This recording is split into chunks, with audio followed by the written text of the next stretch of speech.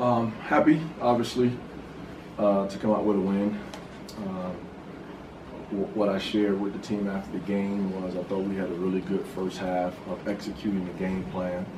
And even at halftime, I told them, not to get so caught up in the score. And it was only a 10-point game, but just knowing that we have a lot of new bodies, and I understand the mentality from a high school or AAU basketball game when the score can kind of start looking like it's getting out of hand, it becomes fun time. And I thought we fell into that. And credit Grambling State because, down even to the last seconds, they continued to fight, continued to play hard, did a great job even in the second half, cutting it to 6. But I did love the poise of the guys and not panicking. And then obviously extended the lead back out and was able to come away with the win. T.J. Taylor, I know you're shorthanded, you're not very big, but he came off the bench and gave you spark, not just points, but rebounds, I think 3 steals. You certainly have that drawn up and have that planned out for tonight? Well, after the Oregon State game, the staff and I sat down with the new guys, minus Jake, and we had an open conversation. I let them know how I was thinking, and from that game, but also just individually as players. And the one thing that I did say to TJ, because I loved his response while we were talking, was, I just thought Oregon was just a little too big. We were dealing with 7-footers at that point in time. And for a game like that, he got caught in between JJ and Maldo in the sense of playing. But I thought this was a good game for him. So even leading up to this game, he spent a lot of time with the first unit and got some reps. And even over the fall, the one thing that we've said about him as a coaching staff is that he just plays with poise. So every time he's actually out on the floor with the older group, he can fit in and not be erratic at the end of the day. So again, like you said, a lot of people may look at him scoring the basketball, but I thought it was the other stuff that really, really kept him on the floor, rebounding the basketball and defending even though we were in zone. Justin and Hunter both were talking about how the objective, I guess, their zones kind of get in the middle, kind of play inside out, was like some better ball movement. You guys were able to do that tonight for the most part. For us? Mm-hmm. Well, even again, going from Oregon State and even learning some of these new guys' game a little bit better. And sometimes when you're going against a zone, what I try to get our guys to understand, we can have like 50 plays, but we really don't need 50 plays. Zone is more about feel, move, cut, space. Get it in, get it out. And the best 2 guys in our program that can do that is Hunter Maldonado and Justin James. And obviously they're two of our better players as well. But just being able to catch it in the middle, face up, whether it's attack or find our corners, they just have really good basketball IQ. And again, I thought we did a good job, again, playing inside to out. And not settling so much for the 3 ball, but trying to get to the foul line, which I thought we did a good job putting them in tonight, because that was also a point of emphasis, even after our first 2 outings. Do you think the ball movement has gotten better over the course of these first 3 games? I never thought it was horrible at the end of the day. Again, my thing to our guys is we have to continue to get better on defense. And I took some of the blame for their percentage from the 3-point line because our job was more so just about keeping them out of the paint and allowing them to settle for effective 3-point shots. But at the end of the day, it still wasn't to the point where I felt like it was a great defensive performance. I thought it was okay. Do you feel you battled better on the glass tonight? Out-rebounded them, but do you feel that everybody kind of battled a little harder? I thought that was probably a highlight of tonight, to be honest with you. One of the things I told our guys, and I think Justin James and Maldo has done a great job setting the tone, because you get into this point that you have to be a certain size or a certain height to be able to rebound the basketball. And I think we have some pretty good athletes that can go up there and get it, or just gritty guys. Like JJ's an athlete, can go up and Maldo's just a gritty guy. At the end of the day, And even with only playing, I think he only played like 7 minutes in the first half, but did a great job in the second half. I actually subbed him out. And he said something. I took somebody else out and left him in because I trust him to that extent, you know. But yes, we did a great job rebounding the basketball, and that helped us in what we were trying to do tonight as well. You mentioned the conversation you had with the new guys after the Oregon State game. I guess Law didn't play tonight. Brandon and AJ very few minutes. Just where do they stand right now? Well, I mean, right now that's how it is. I should tell our guys, I went through this as a player myself. And when I played for Coach Patino, my sophomore year, I averaged like 10 minutes. But what I tell guys all the time, sometimes I got a donut, you know, but you have to be ready when your number is called. Yeah. You know, TJ took advantage of his minutes tonight. This was a better game for TJ, even with, you know, how they wanted to play because of what I said about earlier. He's a poised guy, you know. It's not to say that we just forget about Brandon or we forget about Luau, but yeah, we have to continue to work. And again, I think these are great opportunities to gain some experience, whether it be on the floor or off the floor, and then better help us when our bigs get back. Coach, did Maldonado, I know you were talking about those spasms, and he really, you know, even before he didn't really practice, just watch. Yeah. Did he get some reps in? Was he able to practice leading up to this game? He didn't do anything. He didn't do anything. He actually wanted to practice yesterday, and you know, it just gets to the point where it comes back to trust, you know, and he just knows how to play, and he's a guy that you tell once and he gets it, you know, so he can sit there and watch practice, and everything I say he takes in. And to be honest with you, I didn't make the decision to start him was when I went home to take my nap for pregame because I felt like I couldn't sleep. So I just was thinking about that the whole time.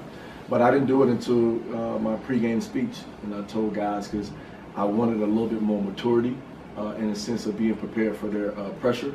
And I thought he was the best guy in the sense of taking the basketball out and being kind of a patrol guy back there. So, but now he didn't practice at all, getting prepared for it. Feels a little bit better in the sense of the spasms. I know it's one game, but you guys lose the first two. You lose Jordan and Hunter. To come out here and have, particularly the offensive performances you guys had.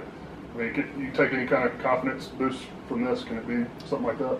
Well, I think the biggest thing was given a little bit more time just to adjust to the situation. Yeah.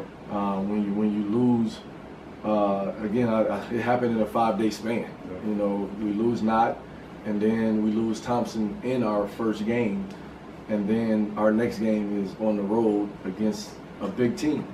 But we've had an opportunity to kind of readjust some things and talk a little bit more about how we need to attack going forward versus when we had those guys with us. And again, transitioning to now zone, you know, more than man-to-man, to where we at least force them to move the ball a few times before either shooting it or trying to get it inside. But also taking advantage of opportunities within transition to play, and then understanding that it doesn't have to be a quick shot. You know, I even got on JJ a few times for some quick ones, and understanding that you're talented enough, that shot he can get within the last 10. But I feel good because we've had time to adjust now. And like I tell people, like that's going to be a good team in their conference. You know, they won their league last year. And I mean, we beat Texas Southern pretty much at the buzzer last year. Cody Kelly took a charge. Yeah. And we lost a lot, and then we lost 2 more. So I'm happy for them, but it's still a long way to go. Yeah.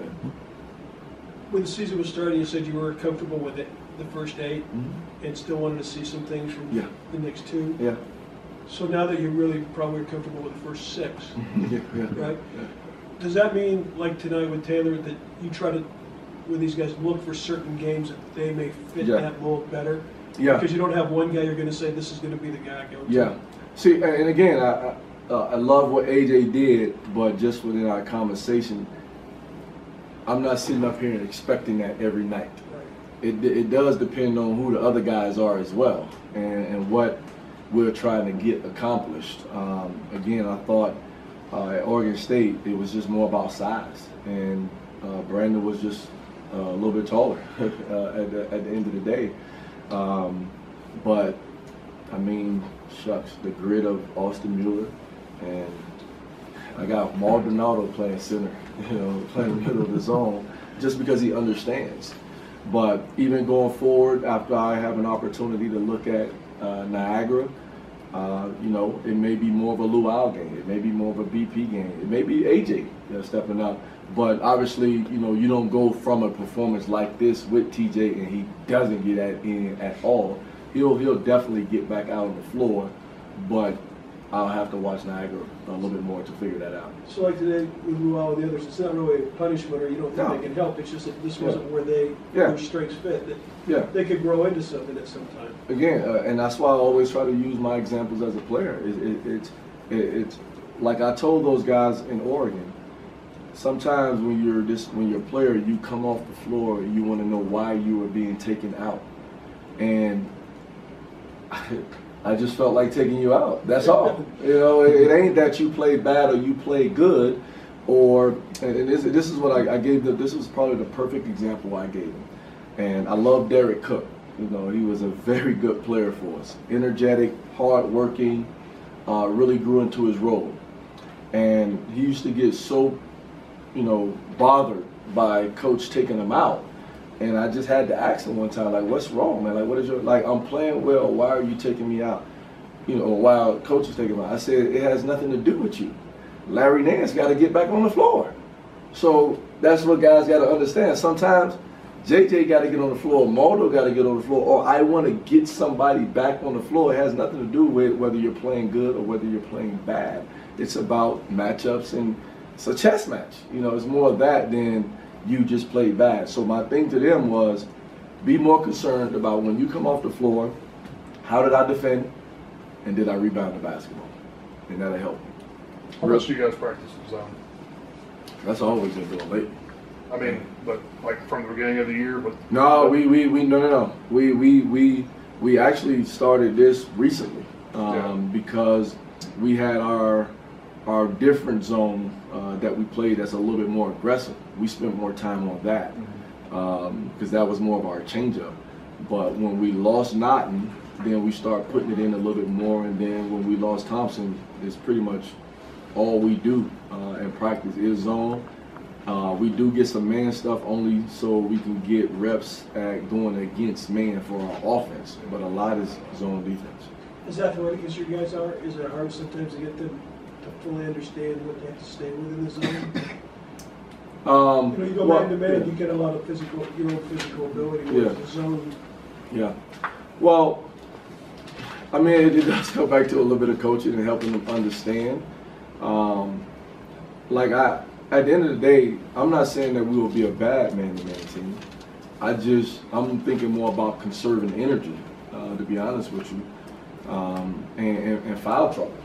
Keeping JJ, keeping Maldo, and guys like that out of foul trouble is probably more so the reason why we're doing it. But when things like this happen, it kind of opens your eyes a little bit as well. So I told the guys, to be honest with you, even when Thompson and Jordan are back, we're going to still play a lot of zone because I want to play Thompson and Jordan together. Real quick, are you ready for this challenge of kind of bang, bang, bang right in a row here as you go over this next week, basically? Ready or not, basically? I think we got a great staff here. I mean, we'll get the right information, to our guys. And again, I think we have some really good leadership from our seniors. And the opportunity is going to be there. We'll be ready with the right information. They'll come out and they'll play hard. And my thing to them is always, we'll let the chips fall where they may. But I would never say we'll be unprepared coming in against anybody.